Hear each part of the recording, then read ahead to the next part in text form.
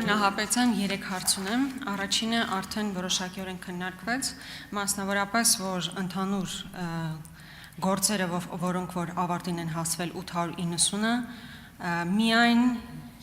այսինքն 617-ը կարճվել է, հարուցած քրեական վարույթներ, որ քննվել են, 617-ը կարճվել է, այսինքն բացարձակ մեծամասնությունը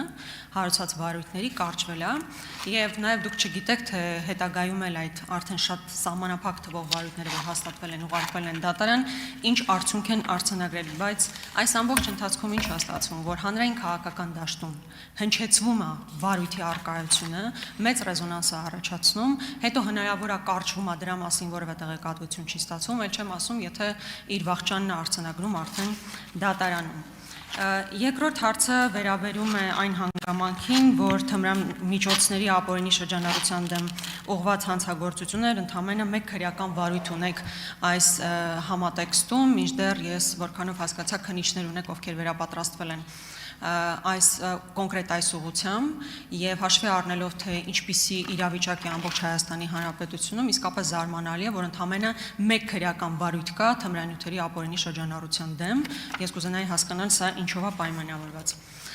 Երրորդ հարցը վերաբերում է վերջերս Ինֆոկոմի կողմից հրապարակված մի հետաքննության, որտեղ արձանագրվում էր, որ խոշոր այսպես գործարարներ մաքսային արտոնություններ են ստանում, որից հետո գումարներ են մուծում կամ ԿՊ կուսակցությանը կամ Իմ քայլը հիմնադրամին։ Այդ հրապարակային կա, վստահ եմ, որ տեսել եք, ուզում եմ հասկանալ ինչ վերաբերմունք ունեք այս քննության մասով եւ արդյոք որևէ վարույթ հարուցվել է տվյալ հետաքննության առնչվող։ Շնորհակալ եմ, Տիկին Գրիգորյան, կարճված վարույթների մասով հարցադրմանը պատասխանեմ, նախ ասեմ, որ այս մասով առանցին հաղորդման մեջ մաս է հատկացված եւ հստակ նշված է, թե կարճված վարույթներից քանիսն են կարճվել արտարացման հիմքերով եւ քանիսն են կարճվել ոչ արտարացման հիմքերով, քանի որ մենք ունենք օրենսդրության բազմաթիվ իրավական հնարավորությունները, երբ որ նախաքննության ընթացքում հիմնավորվում է անձի կատարած հանցանքը, բայց ինչ-ինչ պատճառներով, օրինակ վաղեմիջյան ժամկետները անցնելու կամ գործուն զղջալու կամ այլ իրավական մեխանիզմների շնորհիվ վարույթն իրականացնող մարմինը իր հայեցողական կամ ոչ հայեցողական լիազորությունների տիրույթում որոշում է, որ քրեական վարույթը պետք է կարճվի։ Այսինքն ունենում ենք հաստատված հանցագործության դեպք, բայց այդ դեպքով օրենսդրական համապատասխան հիմնավորումների արդյունքում գործը դատարան չի ուղարկվում եւ այս մասով առանձին վիճակագրություն է նշվել եւ վստահեցնում եմ, որ կարճված վարույթների մեծ մասը կարճվել են հենց ոչ արտարացման հիմքերով։ Հաջորդը անդրադառնալով թմրամիջոցների քննության հետ կապված ձեր հարցադրմանը, պատասխանեմ, որ հակակոռուպցիոն կոմիտեն չի զբաղվում թմրամիջոցների վերաբերյալ դեպքերի նախաքննությամբ եւ հակակոռուպցիոն կոմիտեն իրականացնում է բացառապես կոռուպցիոն հանցագործությունների վերաբերյալ նախաքննություն, հնարավոր է սուբյեկտով կամ այլ հանգամանքով պայմանավորված մեկ քրեական վարույթ, ես այս բանին չեմ կարող մտաբերել, թե որ քրեական վարույթի մասն է խոսքը, ինչ որ այլ հանգամանքով պայմանավորված նախաքննությունը հանձնարարվել կամ սուբյեկտով պայմանավորված, օրինակի համար այլ կառույցի աշխատակցի պաշտոնատար անձի մասով հանձնարարվել է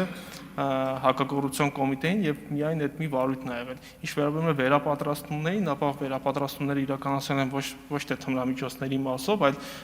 թմրամիջոցների նաեւ զուգահեռ փողերի լվացման հանցագործությունների քննության մասով։ Փողերի լվացման հետ կապված մենք բազմաթիվ վարույթներ ունենք եւ այդ վարույթներով ճիշտ քննություն կազմակերպելու միջազգային համագործակցության եւ այլ նպատակներով բնականաբար կազմակերպում են վերապատրաստման դասընթացներ, նաեւ սեմինարներ, նաեւ միջազգային այցեր, այսինքն քննության այս կտորը վերաբերում է փողերի լվացմանը, այլ ոչ թե թմրամիջոցների դեմ պայքարին։ Արձագանք։ Երրորդ հարցի հետ կապված ես կոնկրետ դեպքի հանգամանքներ չքննարկեմ, Տիկին Գրիգորյան, բայց վստահեցնում եմ, որ եթե ունենում ենք տվյալներ հանցագործության վերաբերյալ, եթե ունենում ենք պատշաճ հաղորդում հանցագործության վերաբերյալ, իրավական ընթացակարգ սկսվում է եւ այդ իրավական ընթացակարգով համապատասխան դատավարական որոշումներ կայացվում են։ Շնորհակալություն։ Արձագանք։ Առաջին հարցի մասով Պարոն Նահապետյան, ամեն դեպքում 890-ից 617-ը կարճվել է։ Հիմա ասում եք այդ կարճվածների մի մասը ոչ թե արդարացման հիմքով է, այլ իրավական այլ կանոնակարգերի բերումով ուղղակի կարճվել է։ Հիմա այսինքն ինչ է ստացվում, գործը հարուցվել է, այսինքն այնտեղ կոռուպցիա հայտնաբերում եք, բայց իրավական ինչ որ կարգավորումների բերումով գործը ուղղակի ոչնչանում է։ Ու պետությունը որևէ բան դրանից չի շահում։ Դե եթե դա նորմալ է, օքեյ։ Երկրորդը, ինչ վերաբերում է թմրանյութերին, իսկապես սա նաև, այո, պետք է այդ կառույցի քննության առարկա դառնա, որտեղ տեսեք, բազմաթիվ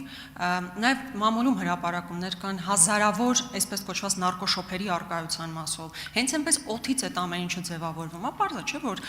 վստահաբար կան մարդիկ, ովքեր զբաղվում են այդ հարցով, եւ այդ փաստի հիման վրա այո, գործերը պետք է հարուցվեն, համենայն դեպս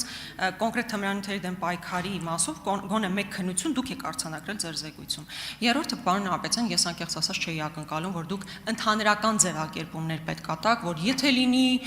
դեպքը մենք կքննենք եւ այլն, եթե լինիով չի, ես ասում եմ կոնկրետ ինֆոկոմը քննություն է իրականացրել։ Եթե չեք տեսել այդ քննությունը, ես կարող եմ ձեզ փոխանցել, հույս ունենալով, որ հետագայում կարձագանքեք։ Շատ լավ, վերջի դեպքի մասին, որ խնդրեմ կփոխանցեք, այդ մասով մենք կարձագանքենք։ Թմրամիջոցների հետ կապված ես տեղյակ եմ, որ հազարավոր հավանաբար գործեր կան քննչական կոմիտեում քննվող, ես ասացի ինչ պատճառով է հակակոռուպցիոն կոմիտեում մեկ քրեական վարույթ քննվել, քանի որ դա հակակոռուպցիոն կոմիտեի ենթակայությանը վերապահված քրեական վարույթ չի հանդիսանում, թմրամիջոցների հետ կապված վարույթները,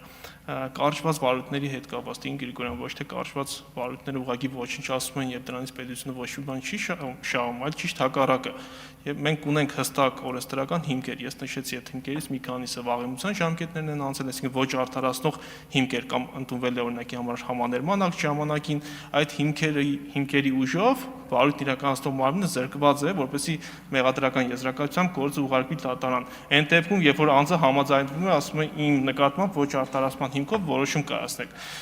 Մենք այդ որոշումը կայացնելուց հետո ունենում ենք այլ իրավական ընթացակարգեր, օրինակի համար, եթե ունենք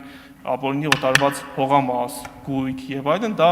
այս որոշումը մեզ հնարավորություն է տալիս, որպեսզի պետական շահերի պաշտպանության հայց ներկայացնենք դատարան եւ այդ գույքերը բռնագանձենք համապատասխան հիմքերի առկայության դեպքում։ Այսինքն օգտագործել ոչնչացվել տերմինը այս վարույթների հետ կապված իրավական առումով տեղին չէ։ Շնորհակալ եմ։